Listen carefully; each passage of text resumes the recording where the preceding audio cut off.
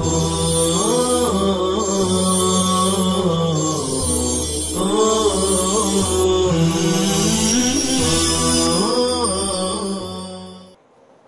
اللہ الرحمن الرحیم وصلی اللہ علی النبی الکریم وعند الشافعی رحمہ اللہ تعالی الخارج من غیر السبیلین لا ينقض الوضوء وقوله ان كان نجسا متعلق بقوله او من غیره، جیسا کہ آپ سے کہا گیا تھا امام شافعی رحمۃ اللہ علیہ کا یہ اختلاف غیر سبیلین سے نکلنے والی نجاست کے سلسلے میں ہے۔ یہ اس نجاست کو ناقض وضو نہیں کہتے ہیں، لا ينقض الوضوء۔ اس سلسلے میں حضرت الامام شافعی علیہ الرحمہ کے پاس کچھ روایات ہیں جس سے وہ استدلال فرماتے ہیں۔ چنانچہ دارقطنی نے سنن میں حضرت انس سے روایت کیا ہے کہ فرماتے کہ جناب رسول اللہ صلی اللہ علیہ وسلم پچنا لگایا، پھر نماز پڑھائی مگر وضو نہیں کیا۔ ظاہر سی بات ہے، پچنا لگانے میں خون بدن کے کسی جہاں پچنا لگائے اس سے برآمد ہوتا ہے۔ آپ نے بغیر وضو کے نماز پڑھا دی، صرف پچنے کی جگہ کو دھویا۔ اس سے استدلال فرماتے ہیں کہ سبیلین کے علاوہ جگہ سے نجاست کا خروج ہوا، اگر وہ ناقض وضو ہوتا تو آپ وضو فرماتے ہیں، صرف جگہ کو نہ دھوتے۔ اسی طریقے سے ایک روایت اور ہے، دارقطنی نے اسے روایت فرمایا جس کے راوی حضرت ثوبان رضی اللہ تعالیٰ عنہ کہ آپ علیہ الصلاۃ والسلام نے قے کی پھر وضو کیا۔ میں نے یعنی راوی حدیث حضرت ثوبان کہتے ہیں کہ میں نے عرض کیا کہ قے کے بعد وضو ٹوٹ جاتا ہے کیا؟ یعنی آپ علیہ الصلاۃ والسلام سے استفسار فرمایا تو آپ صلی اللہ علیہ وسلم نے فرمایا کہ اگر فرض ہوتا تو اسے قرآن میں پاتا، لو کان فرضا لوجدتہ فی القرآن۔ اس طرح کی روایات سے حضرت امام شافعی رحمۃ اللہ علیہ استدلال فرماتے ہیں۔ لیکن صاحب حاشیہ علامہ عبدالحی لکھنوی رحمۃ اللہ علیہ وضاحت فرماتے ہیں کہ یہ دونوں طرح کی حدیثیں، یہ دونوں قسموں کی حدیثیں ضعیف ہے اور حدیث ضعیف سے استدلال قابل اعتبار نہیں ہو سکتا ہے۔ اور اصحاب احناف کی سب سے زیادہ قوی مضبوط توجیہ اور دلیل بخاری شریف اور اصحاب سنن کی وہ روایت ہے۔ اصحاب سنن اور بخاری شریف کی روایت حضرت فاطمہ بنت حبیش رضی اللہ تعالی عنہا نے عرض کیا، یا رسول اللہ صلی اللہ علیہ وسلم، مجھے حیض آتا ہے طہر نہیں آتا، یعنی لگاتار حیض کا سلسلہ جاری رہتا ہے، باقی کا وقت تو مجھے نہیں مل پاتا، تو کیا میں نماز چھوڑ دوں؟ ظاہر سی بات ہے آپ کو مسئلہ معلوم ہے کہ اکثر مدت حیض عند الاحناف وہ 10 دن ہے، اس سے زائد خون کو استحاضہ کا، بیماری کا خون کہا جائے گا، اور بیماری کے خون میں نماز روزہ وغیرہ ممنوع نہیں ہوتے ہیں۔ تو آپ صلی اللہ علیہ وسلم نے فرمایا کہ نہیں، یہ عرق ہے، یعنی رگوں کا خون ہے، حیض کا نہیں ہے۔ جب حیض آئے تو نماز چھوڑ دے، اور جب بند ہو تو خون کو دھو کر کے صفائی کر کے نماز پڑھ لے۔ اور آپ نے یہ بھی فرمایا ان سے کہ ہر وقت کے لیے نیا وضو کر لیا کرو جب تک کہ نماز کا دوسرا وقت نہ آ جائے۔ چنانچہ رسول اللہ صلی اللہ علیہ وسلم کا یہ فرمان، ھذا دم عرق، یہ عرق کا خون ہے، لا تدعی الصلاۃ، نماز کو اس سلسلے میں چھوڑنا نہیں۔ یہ بتا رہا ہے کہ اس میں اشارہ ہے اس بات کی طرف کہ رگوں سے آنے والا خون وہ ناقض وضو ہے، اس سے وضو ٹوٹ جاتا ہے۔ تبھی تو آپ نے فرمایا کہ اسے دھو کر تم وضو کر لیا کرو۔ آپ حاشیہ نمبر 3 پر غور کریں گے، لا ينقض الوضوء اخرجہ الدارقطنی فی سننہ عن انس احتجم رسول اللہ، اسی طریقے سے عن ثوبان ان رسول اللہ صلی اللہ علیہ وسلم قاء فتوضأ فقلت افریضۃ الوضوء من القیء، یہ امام شافعی رحمۃ اللہ علیہ کی روایت ہے۔ اور اسی کے آگے آپ کو جو ہے اخرجہ البخاری و اصحاب السنن وغیرہم ان فاطمۃ بنت حبیش قالت یا رسول اللہ انی استحاذ فلا اطہر افاترک الصلاۃ قال انما ذلك عرق اے دم عرق وليست الحیضۃ فاذا اقبلت الحیض فدعی الصلاۃ واذا ادبرت فاغسلی عنك الدم وصلی وتوضئی لكل صلاۃ حتى يجيء ذلك الوقت فقوله صلی اللہ علیہ وسلم انما ذلك عرق يشير الى ان يكون كونه من العرق له تاثیر فی نقض الطہارہ۔ یہ جو بات میں نے آپ کو سمجھائی ہے کہ یہ عرق یعنی رگوں کا خون ہے، وہ ناقض وضو ہے، جیسے کہ آپ علیہ الصلاۃ والسلام کے اس فرمان سے جو ہے واضح ہوتا ہے۔ یہ احناف کی دلیل ہے۔ اس کے بعد شارح وقایہ والروایت النجس سے ایک ہمیں دوسری چیز سمجھانا چاہتے ہیں کہ لفظ نجس کو بفتح الجیم اور بکسر الجیم دونوں طریقے سے پڑھا جاتا ہے۔ النجس اگر کہیں گے جیم کے فتح کے ساتھ ہوا عین النجاستی، عین نجاست کو کہے گی۔ عین نجاست یعنی نجاست کا جسم دار نجاست، ذات نجاست، وہ تو ناپاک ہے ہی ہے۔ واما بکسر الجیم، جیم کے کسرہ کے ساتھ جب پڑھیں گے تو ما لا یکون طاہرا، ایسی چیز وہ جو پاک نہ ہو، نجس یعنی ناپاک چیز کو کہے گی۔ لیکن یہ جو فرق کو بتایا جا رہا ہے جیم کے فتحہ کے ساتھ ذات نجاست اور کسرہ جیم کے کسرہ کے ساتھ ہر وہ چیز جو طاہر نہ ہو، پاک نہ ہو، یہ فقہاء کی اصطلاح کے اعتبار سے ہیں، لیکن لغت کے اعتبار سے دونوں برابر ہے، چاہے بھی فتح الجیم ہو چاہے بھی کسر الجیم ہو۔ جیسے کہا جاتا ہے نجس الشیء ینجس فهو نجس و نجس، دونوں کہا جاتا ہے۔ اس صورت میں مذکورہ فرق نہیں ہوگا لغت کے اعتبار سے، فقہاء کی اصطلاح کے اعتبار سے وہ فرق ہو۔ اب آگے ایک شرط اور بیان فرمائی تھی صاحب وقایہ نے، غیر سبیلین سے نکلنے والی نجاست یا جو بھی چیز نکلے وہ ناقض وضو ہوں گی یا نہیں ہوں گی۔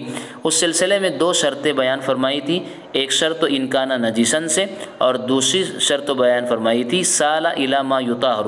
تو یہاں دیکھیے آپ عبارت پر وَإِنَّمَا قَالَ سَالَ لِأَنَّهُ إِذَا لَمْ يَتَجَاوَزِ الْمَخْرَجَ لَا يُنْقِضُ الْوُضُوء۔ یہاں سے صاحب شرح وقایہ اس دوسری شرط پر کلام فرما رہے ہیں۔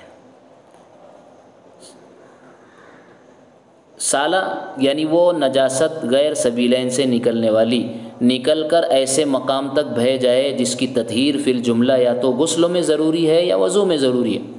لیکن اگر لِأَنَّهُ إِذَا لَمْ يَتَجَاوَزِ الْمَخْرَجَ، مخرج سے اگر نجاست نکلنے کے بعد خروج آگے نہیں بڑھی، اس اپنی جگہ پر ہی ٹھہری رہی، تو عند الاحناف لا ينقض الوضوء، وہ وضو کو نہیں توڑے گی۔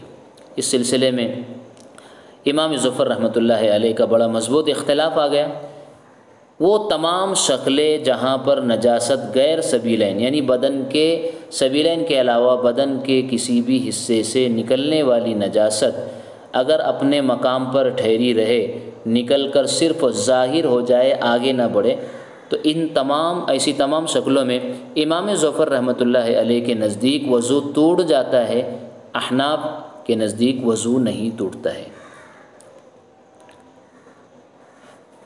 جیسے شکل بیان فرمائی اذا عصر القرح، جب پھنسی کو یا پھوڑے کو جو ہے نچوڑا گیا اور اس میں فتجاوزا، تو اب اس صورت میں جو ہے نجاست آگے بڑھ گئی۔ وکان بحال لو لم يعصر لم يتجاوز، وہ زخموں یا وہ پھوڑا ایسا تھا کہ اگر اسے نچوڑا یعنی دبایا نہیں جاتا تو وہ نجاست آگے نہیں بڑھتی. ایک صورت یہ بھی ہے. ایسی کسی نے اذا عض شیئا کسی چیز کو دانتوں سے چبایا، او خلل اسنانہ یا اپنے جو ہے دانتوں میں اس نے خلال کیا، او ادخل اصبعہ فی انفی ناک میں انگلی ڈالا، فرآ اثر الدم خون کے اثرات دیکھا، او استنثر یا ناک چھنکا صاف کیا، فخرج من انفی الدم علقا علقا اس کی ناک سے جو ہے خون بستہ یعنی جمے ہوئے خون کے ٹکڑے ٹکڑے اس کی ناک سے برآمد ہوئے، مثل العدس مسور کی دال کی طرح. ان تمام صورتوں میں لا ينقض عندنا ہمارے نزدیک وضو نہیں ٹوٹتا ہے. لا ينقض عندنا لا ينقض عندنا یہ تمام چیزیں ہمارے نزدیک وضو کو نہیں توڑی. امام ظفر رحمۃ اللہ علیہ کے برخلاف ان کے نزدیک ان تمام صورتوں میں وضو ٹوٹ جاتا ہے. حضرت امام ظفر رحمۃ اللہ علیہ کا یہ اختلاف ان کی دلیل کا حاصل یہ ہے، اس دلیل کی تقریر دو طریقے سے کی جا سکتی ہے. اول یہ کہ دلیل کے طور میں یہ کہا جائے گا کہ نجاست کا خارج ہونا یہ زوال طہارت کی علت ہے. جیسے کہہ رہے ووجہ ان خروج النجاست مؤثر، آپ دیکھیے ووجہ سے ان خروج النجاست مؤثر فی زوال الطہارت، کہ نجاست کا خارج ہونا زوال طہارت کی علت ہے، اور جب علت پائی جاتی ہے تو معلول بھی پایا جاتا ہے، یعنی اس کا حکم بھی پایا جائے گا. لہذا جب کبھی بھی نجاست خارج ہوں گی طہارت ختم ہو جائے گی. یہ دلیل کی پہلی تقریر یا اس کی پہلی صورت ہے. دوسری صورت یہ ہے کہ تھوڑی نجاست یہ خارج ہونے والی، یعنی امام ظفر رحمۃ اللہ علیہ قلیل نجاست کو خارج ہونے والی مانتے ہیں، اور ہر خارج ہونے والی نجاست ناقض وضو ہے، لہٰذا تھوڑی نجاست کا خروج بھی ناقض وضو ہوگا. پہلی صورت بیان فرمائی کہ خروج نجاست زوال طہارت کی علت ہے، اور جب علت پائی جائے گی تو معلول یعنی اس کا حکم پایا جائے گا، یعنی نقض وضو کا حکم لگایا جائے گا. دوسری صورت دلیل کی یہ ہے کہ ہر تھوڑی نجاست بھی ان کے نزدیک خارج ہونے والی ہے، اور ہر خارج ہونے والی نجاست یہ ناقض وضو ہوگی.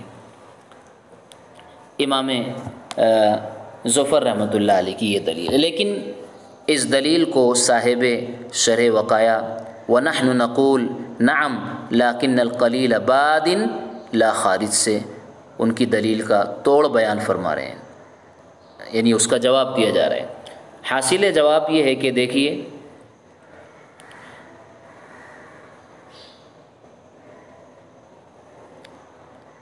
جب ہم یہ نہیں تسلیم کرتے ہیں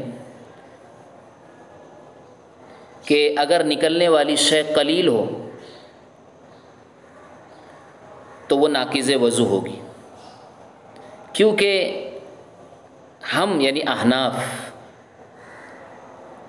نکلنے والی نجاست اگر قلیل ہے تو اسے خارج نہیں مانتے ہیں بلکہ اسے بادی کہتے ہیں. بادی کا مطلب ہے ظاہر ہونے والی، کیونکہ ظہور کے لیے خروج ضروری ہے، اور نجاست اگر قلیل ہے تو ظہور تو اس کا ہوگا لیکن خروج نہیں ہوگا، اور جب خروج نہیں ہوا تو گویا نقض وضو کی جو علت ہے خروج نجاست وہ نہیں پایا گیا، اس لیے وضو بھی نہیں ٹوٹے گا. اس کی وجہ یہ ہے کہ باطنی طور پر انسانی بدن نجاستوں سے بھرپور ہے، چنانچہ ہر جلد اور چمڑے کے نیچے ایک نجاست موجود ہے. ذرا جب چھلکا ہٹایا، چمڑی ہٹایا تو نجاست ظاہر ہو گئی.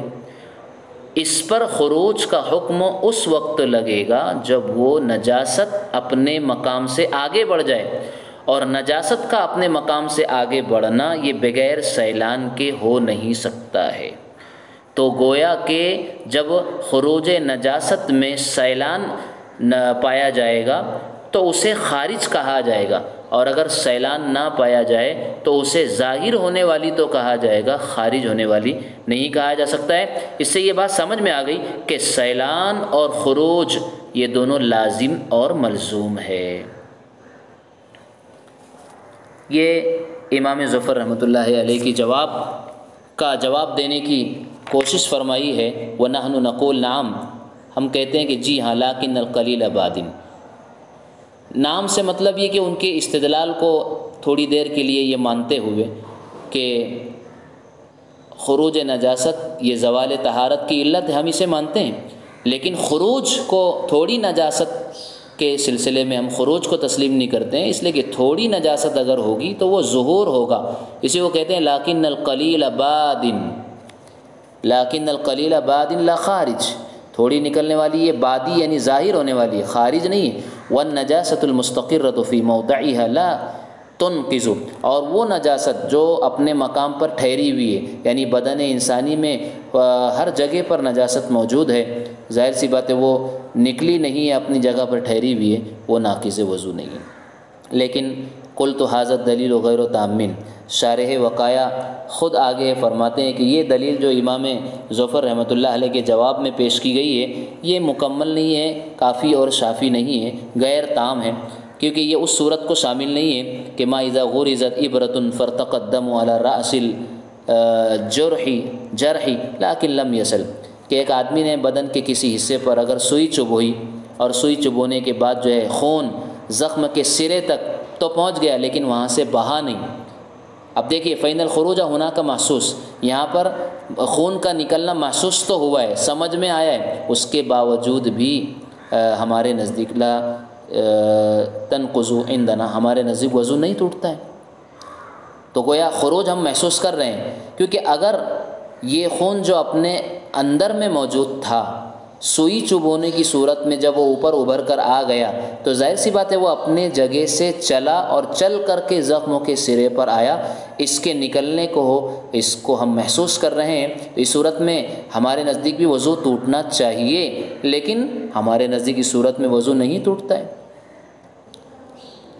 تو گویا ہماری جو اوپر کی تقریر یا ہم نے امام ظفر کو جو جواب دیا ہے وہ اس شکل کو شامل نہیں ہو پا رہا ہے، یہ شکل اس سے خارج ہو رہی ہے، تو کہا کہ یہ جواب ہمارا جو دیا گیا وہ غیر تام ہے۔ اس لیے شارح وقایہ فرماتے ہیں وقد خطر ببالی وجہ حسن، ایک عمدہ دلیل میرے ذہن میں گزری، وہ یہ ہے کہ خروج نجاست ناقض وضو ہے، خروج نجاست یہ زوال طہارت کی علت ہے، اور اگر نجاست کا ظہور نہ ہو نفس خروج یہ ناقض وضو نہیں ہے۔ کہنا یہ چاہتے ہیں کہ